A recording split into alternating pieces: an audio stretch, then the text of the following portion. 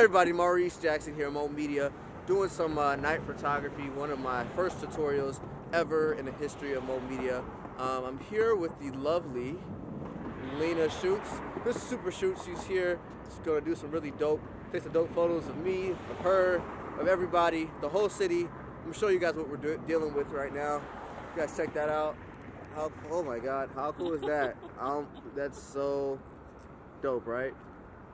Sensational. We're in the city of Chicago, if you haven't figured it out, and we are going to be doing a little cold shooting, and hopefully you guys like it and you guys like the video. Comment, subscribe, and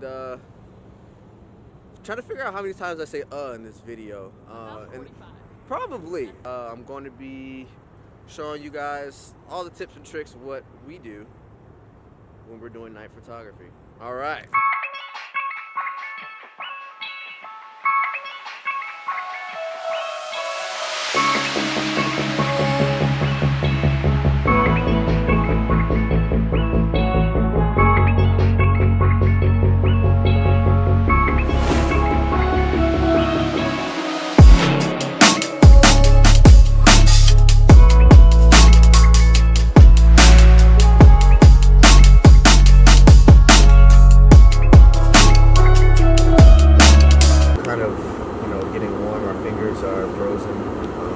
Can't shoot anything when you have frozen fingers.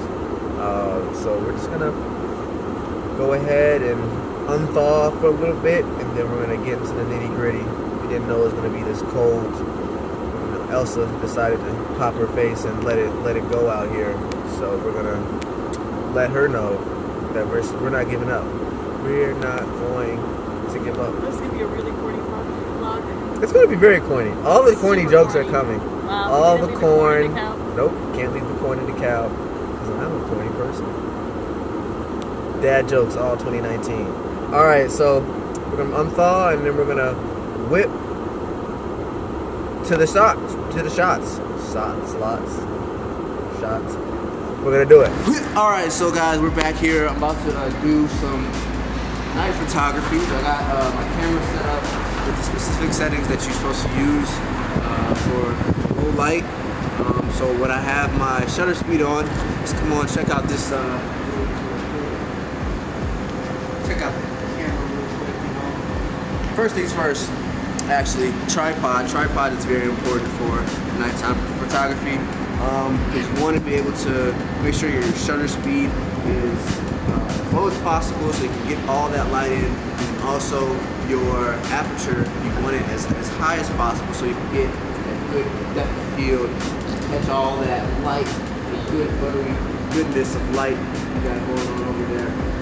You want your ISO at 100, so you want to make sure it's the lowest possible, so you know, so that you get that sharpness, a little tack sharpness. So let me show you guys a little sample of my what I got going on here. So if you could, just get up close to here. We're gonna get up close.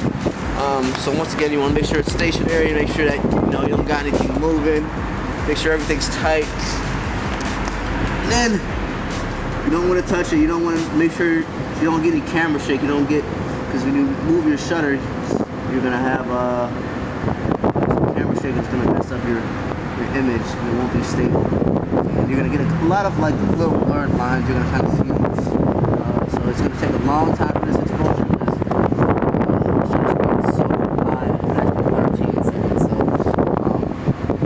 Without further ado, let's get it.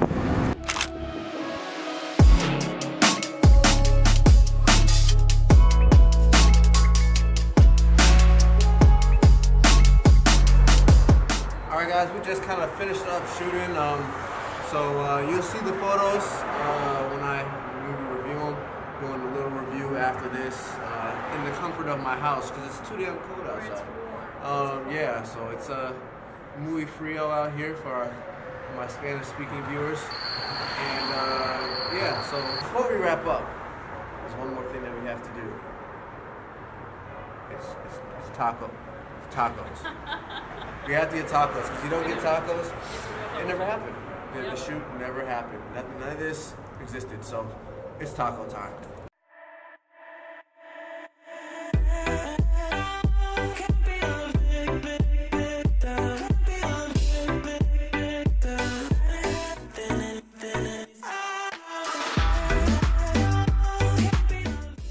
Feed her. Feed it. Feed it. Feed the beast. Feed the beast.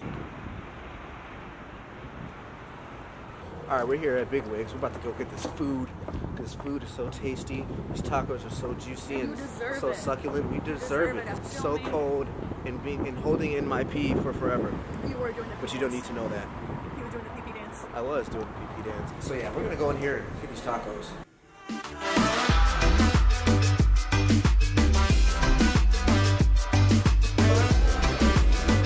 She asked me what should you get at a taco place. I was like, cheeseburgers.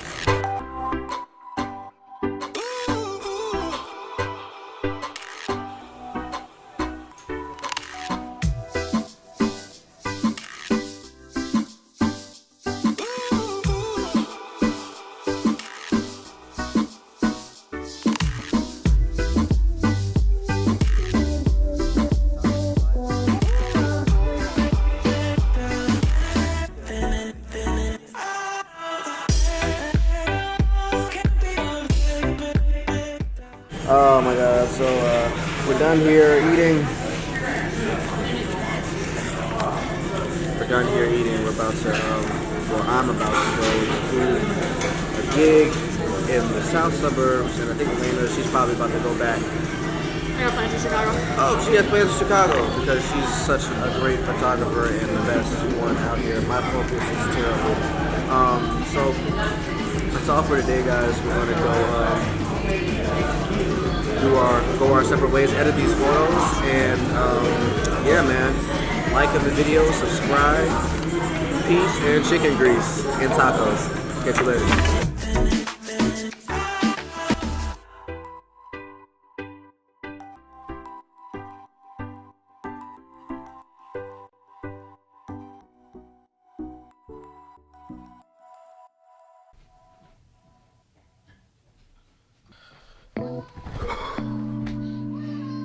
Guys, don't ever do event photography. It's not worth it. You got people asking for photos. Hey, can you take a picture of me over here? Take a picture of me over here.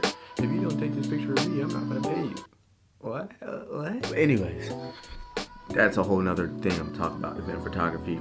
It's very character building. I want to sum up the night photography tutorial. 3 major things that you need in night photography. First thing, you want to make sure your camera settings are correct. Second thing, you want to have the right equipment. Third thing, you want to make sure you have lighting, some type of light that you're interested in. So number 1, camera settings. The camera settings that I usually use are ISO at 100, your aperture f-stop probably at f11, f13. If you want to go to f22, if your lens allows it, you can do that. Go for it. And then your shutter speed, you want to have it usually at like 30 seconds or 15 seconds, just depending on how long you want that exposure, because you might want to get those little streaks, the car coming in, you get those little red, get the back of the tail light and get it flashing, and it makes it look all look like the Flash, you know what I'm saying? It looks pretty cool. Get that little effect. That's the main thing, camera settings. That's number 1. Number 2, you're shooting at a low shutter speed. When you're shooting at a low shutter speed, it takes a long time for that exposure to occur, right? So it's gonna take 13 seconds, 15 seconds, that's actual real time that it's trying to focus and concentrate and take this photo, right? So if you shake it, if you move it, it's gonna be like, oh, the camera's gonna be like all wavy and look like one of those inflatable things that you see by car dealerships. It's gonna look crazy, and you don't want that. So you just want to make sure you have some type of tripod, some type of mount, so that you can mount your camera up there, put it on there, snap your photo. I wouldn't even touch the photo, actually. I would actually use I touched it in the video, but that's one case scenario. I usually use my phone because I have the Wi-Fi thing. You can just snap it like that, and it eliminates the camera shake totally, so you don't have to worry about that. So make sure that you guys are bringing some type of tripod so that you can eliminate camera shake. That is the killer for night photography. Number 3, your lights. So some type of lighting, the ambient light, you can use that. You can use the street light. That's what I used in this scenario. I used a street light, nice tungsten light coming down, Pam popping into the lens a little bit. The buildings, you can play around with that, you know what I'm saying? You can make sure you can capture all that so you can get those nice textures, you can get those nice shadows and everything like that so that it all looks nice and juicy and succulent. Looks really good. Or you can get an LED light. You can get LED lights and get really creative with that, because since it's a long exposure, you can pop your light out and you can get these little long lines of light that go through your camera, and you'll be able to see them on the other side. You can get really creative with it, you know. So those three major things will help you immensely, look at that word, immensely, in doing some type of photography at night. So I hope this helped. Make sure you guys comment, subscribe, pop, lock, and drop a like on that video, man, and we'll see you in the next one. Peace and chicken grease.